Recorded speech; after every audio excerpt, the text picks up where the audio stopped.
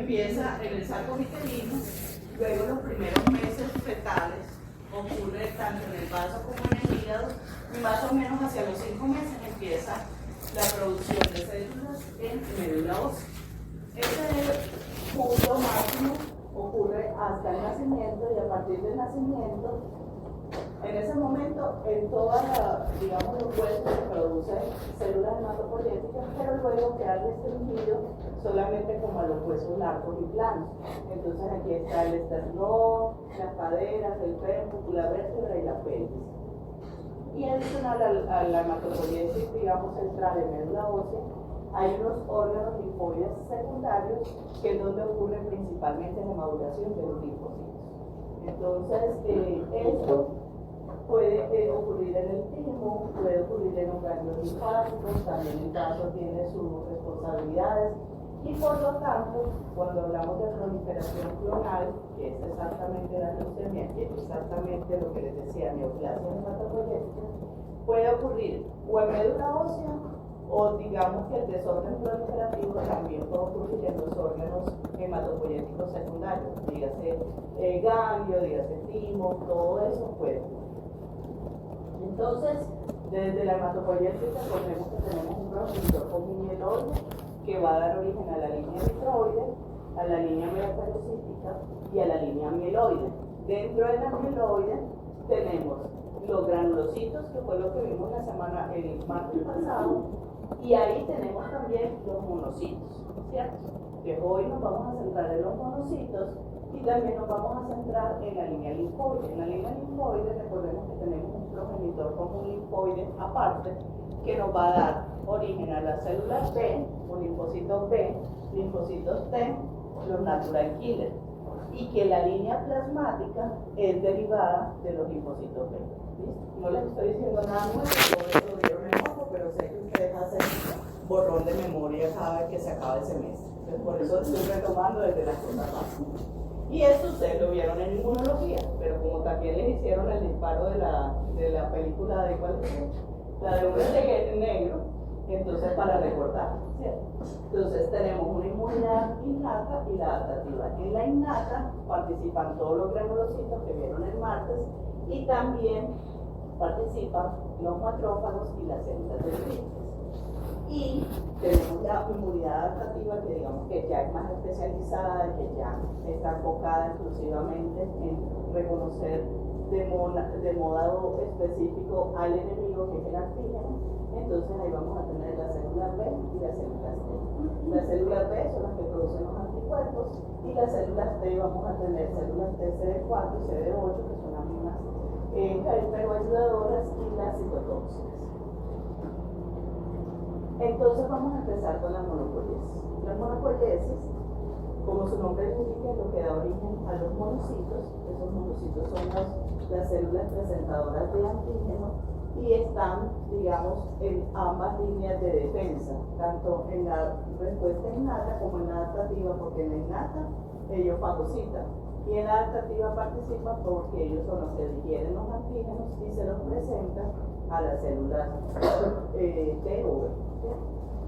Ellos se producen en la médula ósea a partir del progenitor común mieloide, como ya les había dicho, que se comparte con las plaquetas, eritrocitos y granulocitos. Y luego ellos son liberados a sangre periférica, y en sangre periférica son conocidos como monocitos. De todo el total de los leucocitos, los monocitos están en valor normal en un adulto más o menos en un 8 o 10%. Eso es valor relativo. Relativo, cuando hablamos de relativo, es porcentaje. Y cuando hablamos de absoluto, es lo que se dice en 100 o en miles por milímetro cúbico o por microlitro. Entonces, en valor absoluto es de 200 a 800 por microlitro. ¿Listo? Las funciones del monocito, aparte de lo que les dije que fagocitar y presentar antígenos, también tienen muchas otras funciones. Por ejemplo, ellos son los que reparan el tejido, también son los que reparan la piel, los que van patrullando por todo el sistema para ver dónde hay que fagocitar.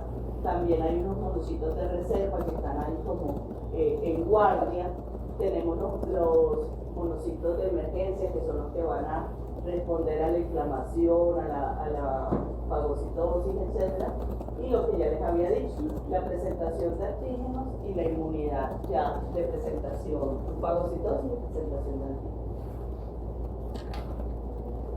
Para que estos monocitos se produzcan, ustedes saben que hay unas interleuquinas y unos factores estimulantes de colonia para que el progenitor común mieloide se transforme en monocitos. Entonces, miren que los que son más importantes en la línea mieloide son el KIT ligando, el FLT3, el factor estimulante de colonia del glándulo monocítico y la interleuquina 3. Ese combo de citoquinas e interleuquinas son los que hacen que la célula madre hematopoyética adquiera toda esa diferenciación. ¿Por qué se los menciono? Y yo sé que eso ustedes también lo vieron en hematopoiesis. Porque una de las razones en que puede ocurrir una leucemia es porque se pierde el equilibrio de la producción de esas citoquinas. Entonces, como hay tanta estimulación, empiezan a proliferar de forma desordenada estas células. No solamente los monocitos, también toda la línea mieloide. ¿Listo? ¿Vamos bien, chicos? Bueno. Entonces, las etapas de maduración son muy cortitas, no es tanto como la granulocito. Está el monoblasto, el promonocito y el monocito. El promonocito lo tengo aquí con signo de alerta, porque el promonocito nosotros, cuando lo vemos, quiere decir que el paciente está en un proceso neoplásico, está en una leucemia. Por lo cual, muchachos, ustedes tienen que estar muy seguros que lo que están viendo es el promonocito, porque si ustedes lo reportan, le están diciendo casi al médico que este paciente hay que hacer una mirada de médula ósea. Por eso hay que afinar el ojo y ahorita vamos a hablar de eso. El promonocito es una leucemia, o sea, cuando está presente es que el paciente tiene una leucemia. Por lo cual, si usted lo ve, le está diciendo el médico que tiene una leucemia. Bueno, entonces empecemos con el monoblasto. El monoblasto morfológicamente se puede parecer mucho al mieloblasto. Y esa es la razón por la cual nosotros solamente hablamos de blastos y los metemos como en la misma canasta, porque morfológicamente es muy difícil distinguir mielo, monos y linfoblastos. Los que usted sí debe distinguir son los proeritroblastos, que fue lo que vimos en el martes. Pero ese es muy fácil porque es intensamente azul, ustedes lo vieron. En cambio que estos en color se pueden parecer, en tamaño se pueden parecer, todos tienen cromatina laxa y los que son mieloides y monoblastos tienen generalmente nucleolos muy evidentes. Entonces, esa es una característica de la línea de los monoblastos y de los mieloblastos. Tienen unos nucleolos muy evidentes. Lo de la cromatina ya se los dije, laxa quiere decir suelto. Acuérdense que suelto es porque están todos los genes sueltos de las histonas para poder expresarse. Entonces uno lo ve suelto, como suavecito, como si usted cogiera un color morado y pintara suavecito. ¿Qué puede haber también? Gránulos basurófilos. Pero esos gránulos, chicos, no son tan gruesos como el del promielocito. Acuérdense que el promielocito que vimos en martes era una célula muy pecosa. Este no, aunque son gránulos azurófilos, generalmente son como rosado intenso o fucsia y no son tan grandotes. Y pueden estar o pueden no estar. Y también pueden estar las vacuolas, mírenlas acá, o pueden no estar. Entonces, por lo tanto, usted no va a decir que es un monoblasto, sí, o sea, no puede descartar que sea un monoblasto si no tiene vacuolas. Como les digo, puede estar o puede no estar. Lo importante siempre es que el núcleo ocupe gran parte de la célula. Eso se llama relación núcleo-citoplasma aumentado. Lo importante es que la cromatina esté laxa y lo importante es que los nucleolos estén visibles. ¿Ok? Bueno, el promono. El promono sigue siendo una célula muy grande. Nuevamente, puede haber nucleolos, puede haber vacuolas o puede no haberlas. Puede haber gránulos o puede no haberlos. Aquí, ¿qué es lo importante del promonocito? La cromatina sigue siendo laxa, pero es un poquito más apretada versus el plasma. ¿Por qué? Porque es una etapa más madura. Y lo más importante del promono, chicos, es que hay unos pliegues. Cuando hablo de pliegues, imagínense que es que uno dobla una hoja, la vuelve a abrir y queda la rulita de la hoja, el pliegue. Así se ve el promono. Entonces, los núcleos son muy pleomórficos. Ustedes van a ver forma de corazón, algunos me dicen forma de naillita, forma de flor, o sea, de todo. Pero lo importante es que la cromatina esté más bien larga, puede haber núcleos, y lo importante son los nucleolos. ¿Listo? Y ya la tercera etapa es el monocito. El monocito, chicos, es la célula más grande de todas las células que están en sangre periférica, o sea, hablando morfológicamente. ¿Por qué? Porque como ellos sufren diabetes, o sea, ellos van como estirándose para poder fagocitar, por eso es que ellos siempre se ven regaditos. Entonces yo siempre les digo, eso parece un huevito cuando uno le queda mal hecho, que quiere hacer el huevito entero, pero queda así todo regado. Así es el monocito. Entonces, como queda mal hecho, puede ser de todas las formas que hay. Ahora, el citoplasma tiende a ser azul o grisáceo, azul pálido, grisáceo o lila. Esto lo entienden más las mujeres que nos inventamos los colores. Para los hombres les queda un poquito más difícil. Pero igual, es un color que es como cuando amanece así nubladito, que se ve como grisáceo, así es el color del citoplasma. Los monocitos pueden tener gránulos, de hecho sí los tienen. Entonces me dicen, profe, pero eso no es un monocito, porque es que cuando hay gránulos son granulocitos. No, el monocito sí tiene gránulos, lo que pasa es que son muy pequeñitos, parecen como mirella. Entonces no siempre se ven así como de primerazo al ojo normal, pero si usted mueve el micro, usted va a ver una mirellita regada en el citoplasma. Nuevamente, puede haber vacuolas. Cuando hay vacuolas es mucho más fácil distinguirlos, porque es una célula grande, pleomórfica, y tiene vacuolas, ustedes saben que es un monocito, pero no siempre tiene vacuolas. Miren este. Y este, con esta forma, ¿con qué lo podrían confundir ustedes? Con una banda. Entonces, pueden haber monocitos con núcleos en forma de banda. Uno no lo reporta como monocito en banda, ¿no? Uno lo reporta como monocito. Solamente les estoy diciendo que existe, porque como el núcleo es tan pleomórfico, también podemos tener núcleos en forma de banda. Ahora, ustedes me van a decir, profe, pero ¿y entonces cómo distinguimos una banda de un monocito? Entonces, hay varias cositas. Uno, miren que el citoplasma en monocito sigue siendo grisáceo o lila o el color que ustedes le quieren, como el amanecer nublado, ¿cierto? En cambio, que el de la banda del neutrófilo siempre se va a ver como el del neutrófilo maduro, o sea, rosadito. Quieren a ver si yo tengo aquí una célula. Ah, no, es en otra presentación donde yo les hago la comparación.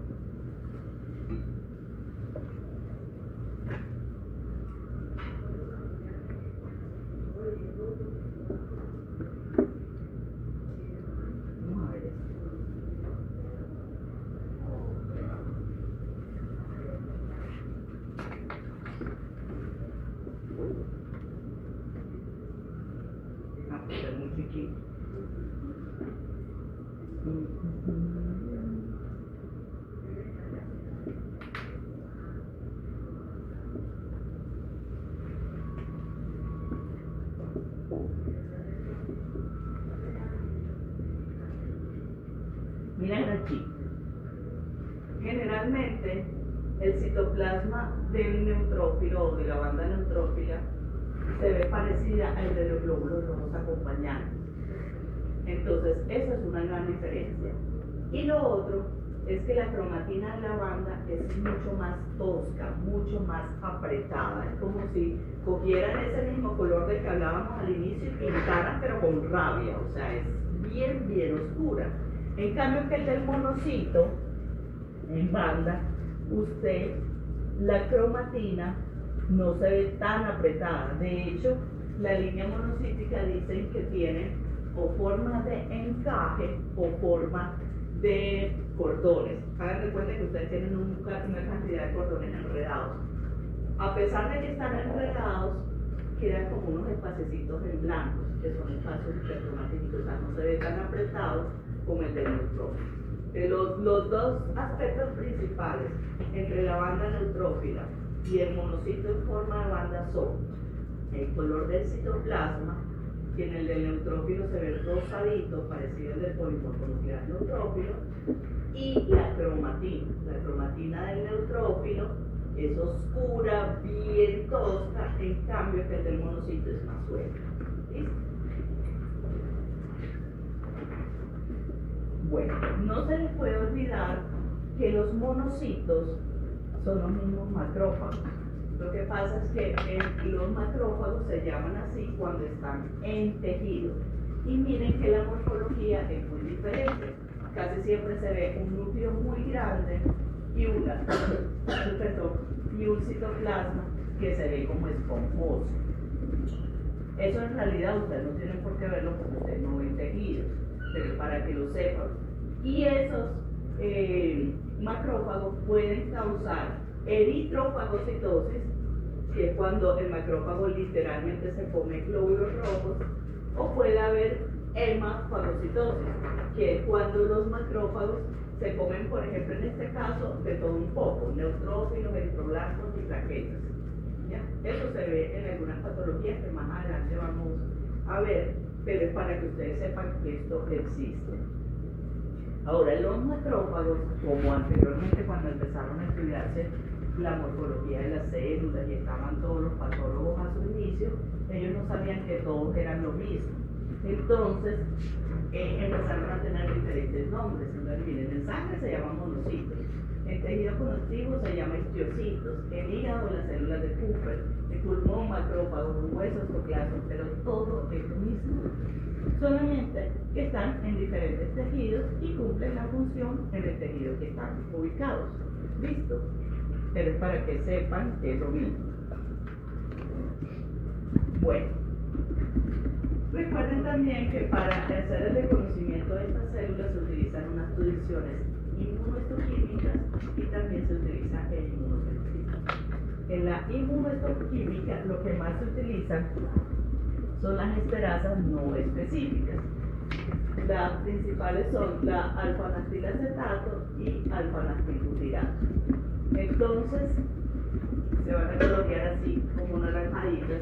Estos son blastos. Uno, porque sabe que son blastos, porque miren que a pesar de que están todas naranjas, hay un núcleo que ocupa gran parte de la célula. Entonces uno sabe que son blastos. ¿Para qué se utilizan estas coloraciones? Porque ya yo les dije, los blastos mieloides pueden parecerse a los blastos monocíticos. Esas coloraciones nos ayudan a distinguir. Los monoblastos pueden ser positivos también a mieloperoxidasa, pero muy tenue. Lo que es más fuerte son estas esterasas no específicas. Muchachos, y esto va a ser el pan de todos los días cuando veamos la unidad de leucemias. Entonces, tómenle foto, anoten lo que sea. Nosotros cuando hablamos de blastos, siempre se van a expresar marcadores muy tempranos. ¿Cuáles son los marcadores muy tempranos? CD34, CD117, HLA-DR. Como ellos tienen la misma mamá con los granulocitos, entonces van a expresar o CD13 o CD33. Estos son marcadores que son muy fuertes en la línea granulocítica. Pero como les digo, como son la misma mamá, el monoblasto expresa CD13 o CD33 y empieza a expresar un marcador que es muy específico de la línea monocítica, que es el CD14. En esta etapa todavía es débil, pero en la etapa de promonocito ya el CD14 se vuelve muy fuerte y se empiezan a expresar otros marcadores que yo siempre les digo como para que se lo aprendan: el grupito de los 4. Está el 4, el 14, el 64 y el único que no está en este grupito es el 36, pero otro estudiante me dio la gran idea: 9 por 4, 36. Entonces sigue siendo el grupo de los 4. El 4, 14, 64 y 9 por 4, 36. Entonces eso se expresa tanto en los promonocitos como en los monocitos. Chicos, ¿para qué nos enredamos esto? ¿Para qué torturarse con la vida? Porque en las leucemias, cuando hay muchos blastos, es muy difícil identificar si es mieloide o si es monocítica. Y los pronósticos y los tratamientos son diferentes. Entonces, el inmunofenotipo es el que nos da la última palabra y el que nos dice si es mieloide o monocítica. Bueno, ya notaron esto. Ustedes saben, el grupo de los 4. A ver, ese monolazo, el CD14. Así sea débil. Así sea débil, exacto. Porque si fuera mieloide no tendría por qué expresar. Ahora, para enredarnos la vida hay una leucemia que es monocíclica, o sea, expresan las dos cosas. Pero bueno, eso lo vamos a ver después. Listo, chicos. Bueno, entonces ya acabamos con monopoiesis, ahora vamos con linfopoiesis. Como su nombre lo indica, entonces vamos a dar origen a los linfocitos B, a los linfocitos T y a los natural killer. Ambos procesos, ya sean B, T o natural killer, empiezan en la médula ósea. Lo que diferencia uno del otro es dónde termina el proceso de maduración. Ellos en médula ósea pasan por las etapas de maduración morfológica, o sea, blastos, prolinfocitos y linfocitos. Lo que pasa es que cuando salen de médula ósea ellos están inmaduros inmunológicamente, o sea, nunca han conocido el enemigo, salen niñitos, salen inocentes, ¿cierto? Entonces, los linfocitos B salen de médula ósea y van a los gránulos, a los órganos linfoides secundarios, y los linfocitos T van al timo. Ahí sí es donde conocen la maldad. Ahí conocen el enemigo, ¿cierto?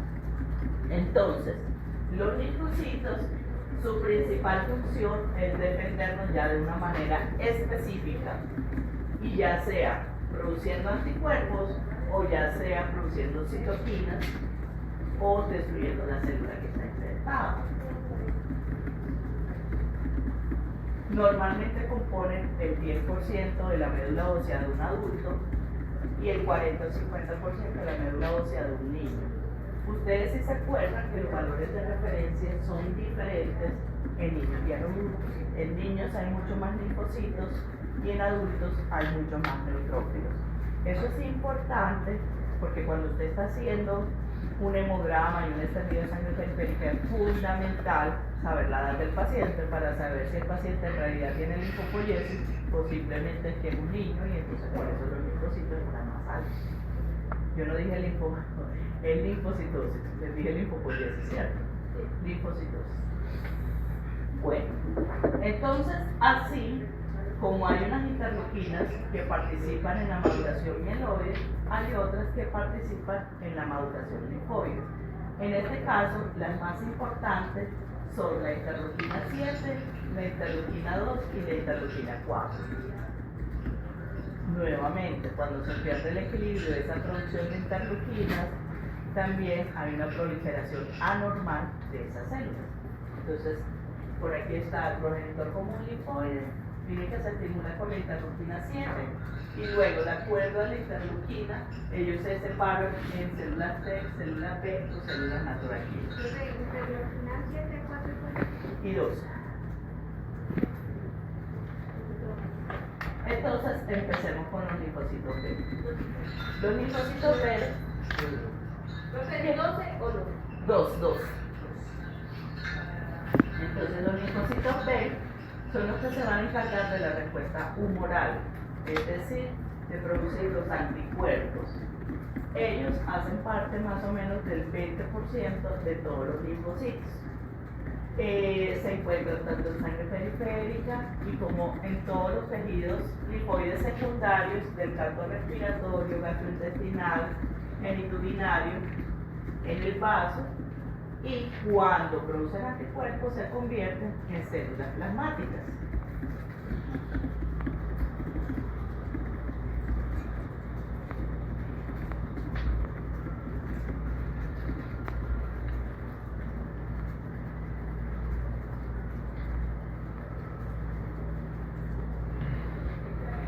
ustedes deberían hacer el ejercicio de escribir a mano, luego tomar la foto y que las tablets les conviertan eso en texto. ¿Saben por qué? Porque ya hay varios estudios que demuestran que aprenden más escribiendo en papel y se retrasa la demencia senil. Ustedes todavía están muy lejos de la demencia senil, pero cada día la demencia senil llega más rápido precisamente por utilizar tantos dispositivos electrónicos. Deberían hacer el ejercicio de tomar las notas tradicionalmente y ya después con la inteligencia artificial, que es maravillosa, le toman la foto a sus apuntes, eso se los convierte en infografías y todo lo demás.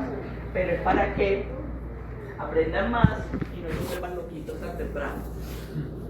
Bueno, entonces la maduración de los linfocitos, ya les había dicho que en la médula ósea ocurre la maduración, digamos, morfológica, pero ellos salen inmaduros, salen inocentes de la médula ósea, pasan el vaso, y en el vaso ellos son expuestos a ese antígeno para que dentro del vaso, digamos, hacen como una selección. Hagan de cuenta que llegan al ejército, entonces hacen una selección, y en esa selección lo que buscan es identificar que esos linfocitos realmente ataquen al antígeno y no lo propio.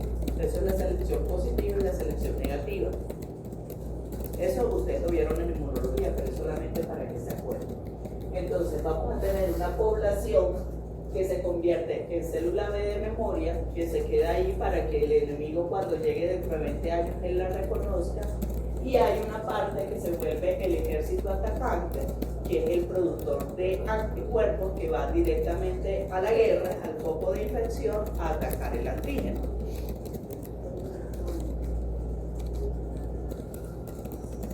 Por su parte, los linfocitos T de Tatiana, siempre les voy a decir T de Tatiana porque a veces se confunden, sobre todo cuando son leucemias, que si ven que si T, entonces no me entienden bien lo de la vocalización. Los linfocitos T de Tatiana corresponden al 80% de todos los linfocitos. Ellos tienen un receptor de células T y lo mismo, pasan a circulación sanguínea o hacen parte del sistema linfático, o sea, van por la linfa haciendo todo el recorrido para identificar los focos de infección. Ellos atacan tanto bacterias como virus y también son los encargados de atacar las células de cáncer. Entonces miren aquí, esa maduración de los linfocitos, acuérdense que ocurre principalmente en el timo, y en el timo ellos llegan CD4, CD8 negativos, y dentro de un proceso también de selección dentro del timo, hay unos que se convierten en CD4, que son los ayudadores, y CD8, que son los citotóxicos. Esos citotóxicos se encargan tanto de destruir la bacteria infectada como de destruir las células neoplásicas. De hecho, no sé si ustedes han escuchado una terapia que se llama CAR-T-Cell. En el CAR-T-Cell son pacientes con leucemia que le sacan la sangre, separan los linfocitos T, a esos linfocitos T les insertan, digamos, un pedacito de ADN para que reconozcan de una manera más eficiente la célula neoplásica, lo ponen en cultivo para que se reproduzca, lo vuelven a implantar en el paciente que tiene cáncer y de esa manera el paciente se cura, entre comillas. Eso es maravilloso, eso es relativamente nuevo, o sea, estamos hablando de más o menos unos 5 años. Hay CAR-T-Cell, digamos, comerciales que valen una millonada, o sea, eso puede costar $500,000. No hay un sistema de salud que lo aguante, ni siquiera los más poderosos. Y ya hay algunos países que están trabajando en esa terapia para hacerlo en un instituto de investigación que sale mucho más barato. Estamos hablando de más o menos unos 100 millones de pesos.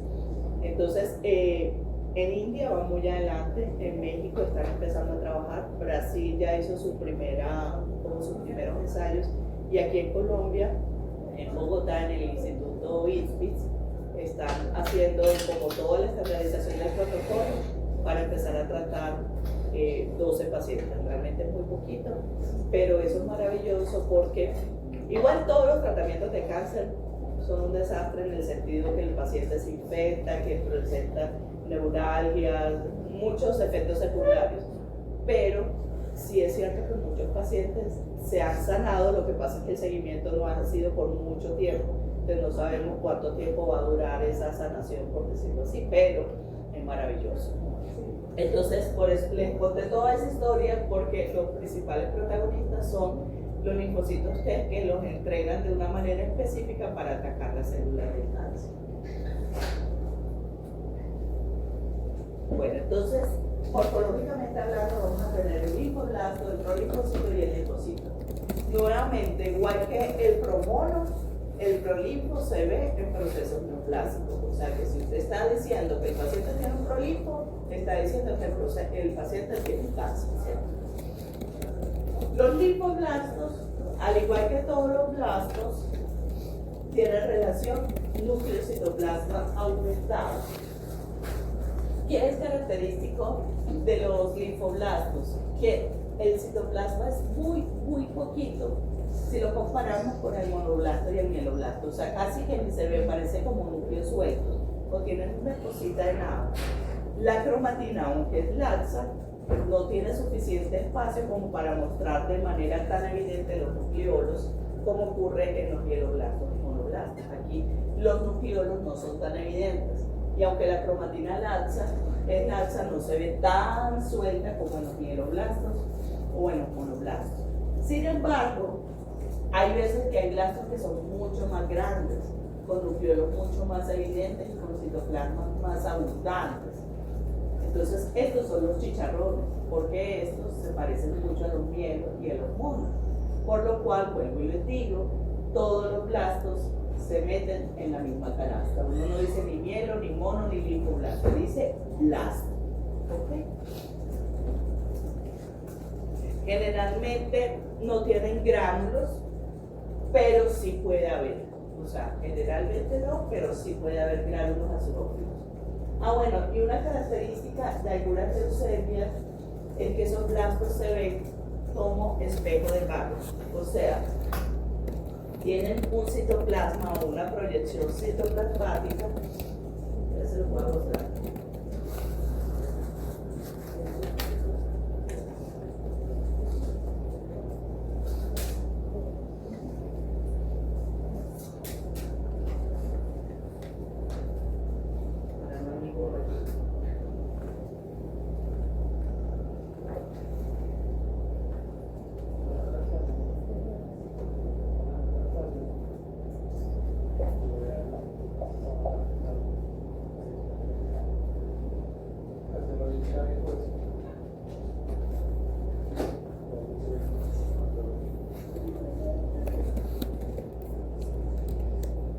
Esta página que acabo de abrir aquí también es muy buena para morfología. Yo desde Morfo les mostré el atlas de la ASH, de la Asociación Americana de Hematología, que es excelente, pero esta también es muy buena.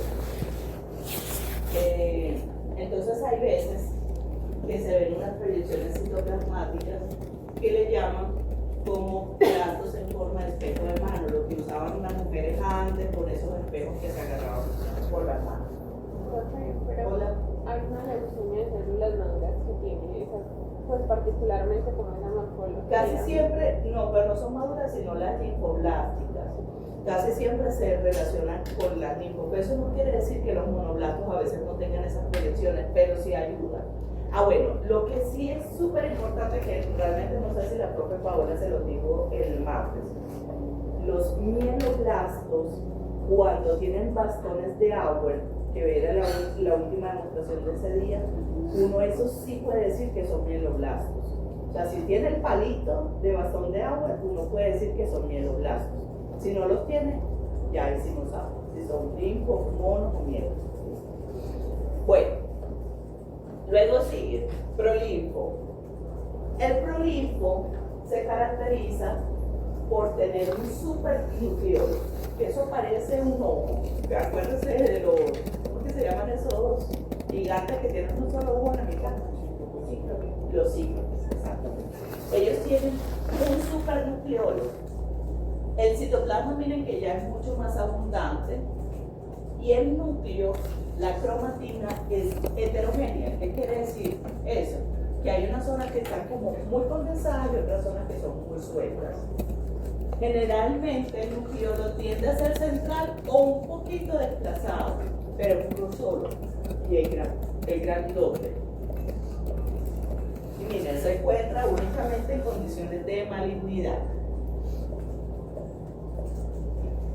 Y por último, están los linfocitos. Los linfocitos pueden ser pequeños, medianos o grandes.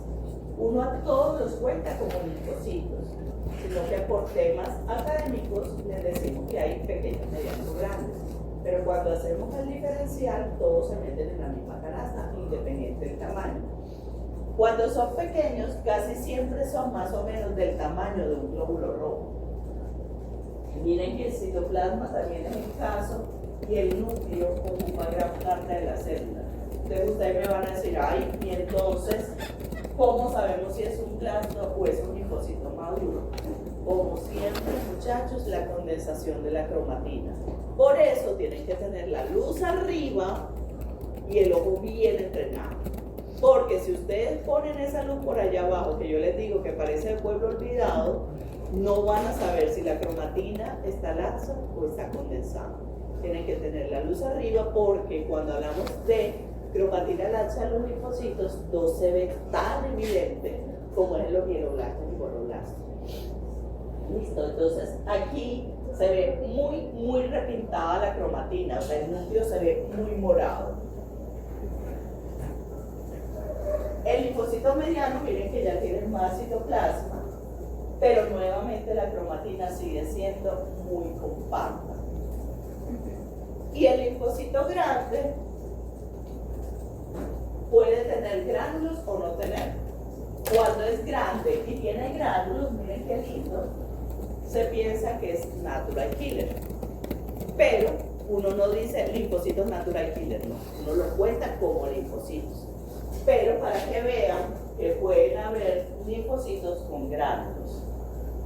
Entonces me van a decir, ¿a qué se les parece eso?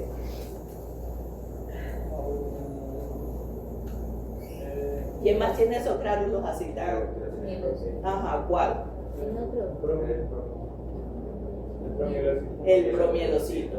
Pero acuérdense que el promielocito es una célula muy grande. O sea, cuando yo les estoy hablando que hay linfocitos grandes granulares, realmente no alcanzan el tamaño del promielocito. Y el promielocito tiene cromatina todavía laxa, incluso nucleolos visibles. En cambio que esta cromatina es madura, es oscura. ¿Listo? Y generalmente, bueno, aquí no se ve tanto en la foto, pero generalmente estos gránulos son más como rosaditos. En cambio que los promielocitos son azules oscuros.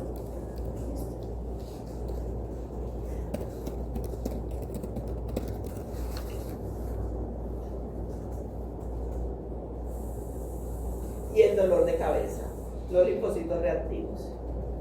Ustedes van a sufrir, y yo con ustedes. Los linfocitos reactivos, muchachos, como su nombre les indica, son aquellos que se volvieron activos ante una infección. Generalmente es ante infecciones virales, pero también se vuelven activos contra algunos medicamentos, los pacientes con quimioterapia, algunas infecciones que son muy severas. Por ejemplo, en el COVID, los linfocitos son súper reactivos. Y cuando se vuelven reactivos, son muy pleomórficos. Miren esto: forma de flor, grandes, que se deforma con los glóbulos rojos acompañantes, que se ve supremamente azul. ¿Qué cositas son importantes aquí? Estos linfocitos que están pleomórficos, uno los ve así raros, pero son diferentes entre ellos en un solo paciente. O sea, yo, Angélica Jiménez, puedo tener 6, 8, 10 tipos de linfocitos diferentes. Uno en flor, uno muy azulitos, uno que se deforman, unos grandes, unos más chiquitos. Entonces, cuando yo veo en un solo paciente varios tipos de linfocitos, sé que es una reactividad que seguramente el paciente está sufriendo un proceso viral. Diferente cuando es un cáncer. Cuando es un cáncer, es una sola mamá que se enloqueció. Y esa mamá loca empezó a tener hijos loquitos igual que ella. Entonces, eso es una proliferación clonal. O todos son en forma de florecita, o todos son azulitos, Pero entonces los, digamos, en los procesos cancerígenos también serían reactivos. No, eso se llama linfocitos atípicos, o sea, son raros, pero todos son igualitos. En cambio que, bueno, y esto es importante, pero mal me lo preguntaste. Resulta que hace unos 6, 8 años, ya no me acuerdo, se trató aquí en Colombia de homogeneizar la terminología, porque anteriormente los reactivos la gente los reportaba como atípicos. Por ejemplo, mi hija es bacterióloga y ella todavía utiliza la expresión de atípico, ¿cierto? Ya eso se trató de homogeneizar. Reactivos es solamente cuando es un proceso infeccioso o medicamento. Y atípicos cuando es un proceso neoplásico. Sin embargo, ustedes van a encontrar algunos artículos, sobre todo los viejitos, que se refieren a linfocitos atípicos que atípicos.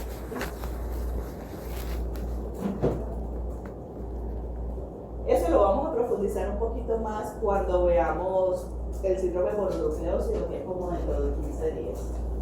No más, mucho más. No me acuerdo cuándo empezamos a dar, pero eso lo profundizamos. Bueno, plasmoblastos, chicos. Entonces, ¿de dónde se derivan las células plasmáticas? De células B, que son productoras de inmunoglobulinas. Pues el plasmoblasto, como todos los blastos, es una célula que tiene relación núcleo-citoplasma aumentada. Sin embargo, aquí el citoplasma es más abundante que el resto de las células.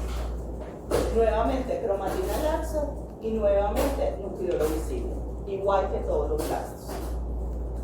Él tiende a tener también un halo perinuclear muy marcado. ¿Se acuerdan que el martes hablaban del halo perinuclear en la línea nitroide? Aquí también se ve muy marcado. ¿Por qué? Porque ahí está el aparato de Golgi. Y en el aparato de Golgi es donde se están ensamblando todas las inmunoglobulinas. Otra característica importante de esta línea plasmática es que también es muy azul. No precisamente azul como el cloritroblasto, pero también es muy azul. Entonces dijimos, los eritroblastos que producen la hemoglobina y la línea plasmática que producen anticuerpos, que son ¿qué? ¿Cómo se llaman los anticuerpos de manera elegante? Inmunoglobulina, ¿cierto? Entonces uno produce hemoglobina y otro produce inmunoglobulina. ¿Qué tienen en común los dos? Las cadenas de globina. Las cadenas de globina son proteínas y al ser proteínas tienen afinidad por los colorantes básicos. Esa es la razón por la cual los dos se ven muy azules. ¿Listo? Pero la nitroide es más azul. Ahora, a ver, como estos pacientes que tienen leucemias de células plasmáticas, que eso generalmente se llama mieloma múltiple, y la cantidad de globulinas que producen de forma desordenada hace que la sangre se vuelva súper espesa. Entonces hay veces que en la médula ósea no coge el colorante tan bonito y por eso tú no lo vas a ver tan azul, pero eso no quiere decir que no sea azul, sino que no pudo coger bien el colorante. ¿Listo? Está el proplasmocito. El proplasmocito, al igual que el prolinfocito, es una célula que tiene un nucleolo, volvemos al cíclope, un nucleolo gigante. El núcleo tiende a estar más excéntrico. Y el citoplasma nuevamente se ve azulito y puede haber todavía ese halo perinuclear. Mírenlo aquí y mírenlo acá.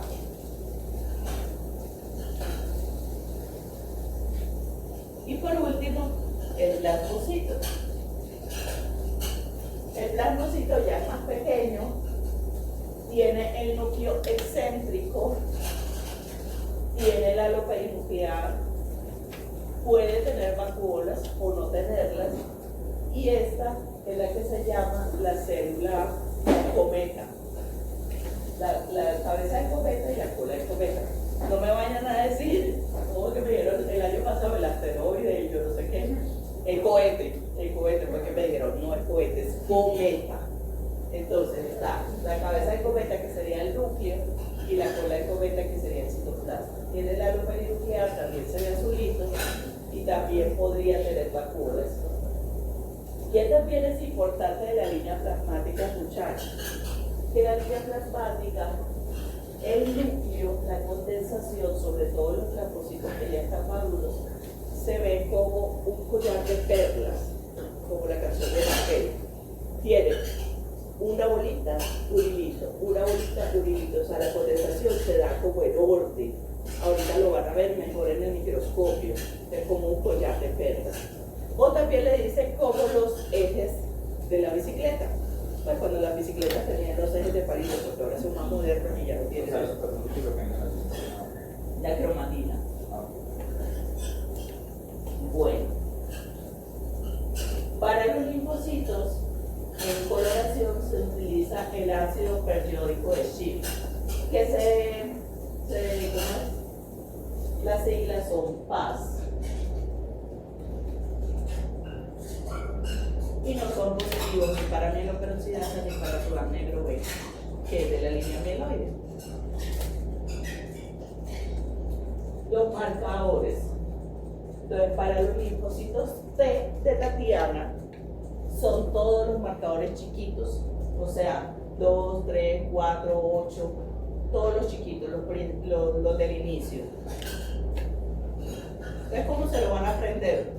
Tatiana es un nombre como de niñitos chiquitos, es de niñita chiquita, uno no conoce casi a una señora Tatiana o una viejita Tatiana, ¿cierto?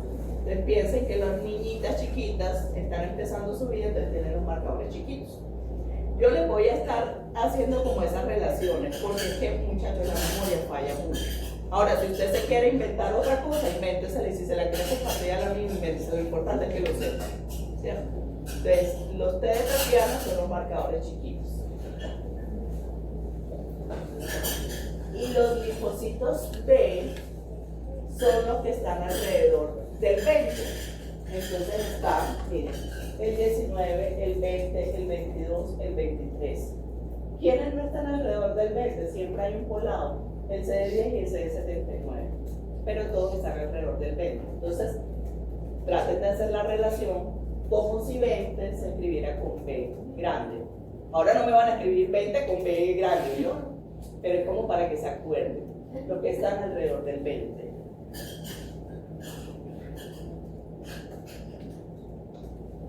Como de ellos se derivan las células plasmáticas, ellos comparten esos marcadores alrededor del 20, pero las plasmáticas específicamente son 38 y 138.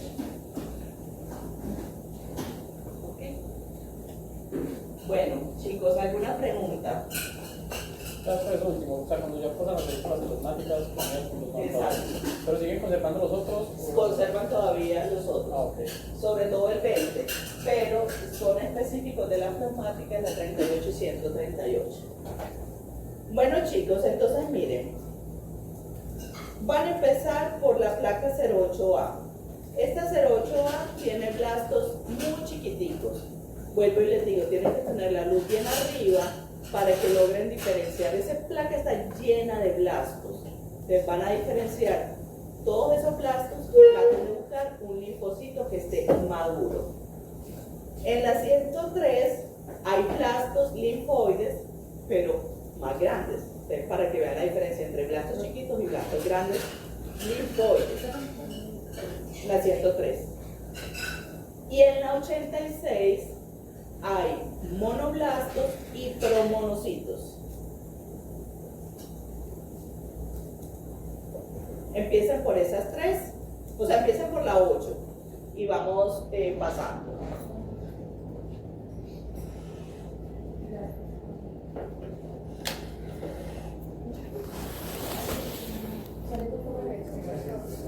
Acuérdense de sacar el micrófono y que ya ustedes anotaron. Ay, en marzo me quité el medicamento una semana.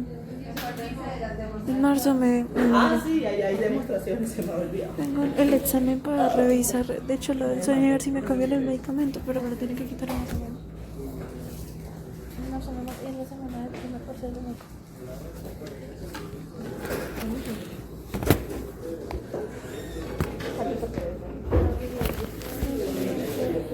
La segunda semana de marzo, no sé qué, 4, 5.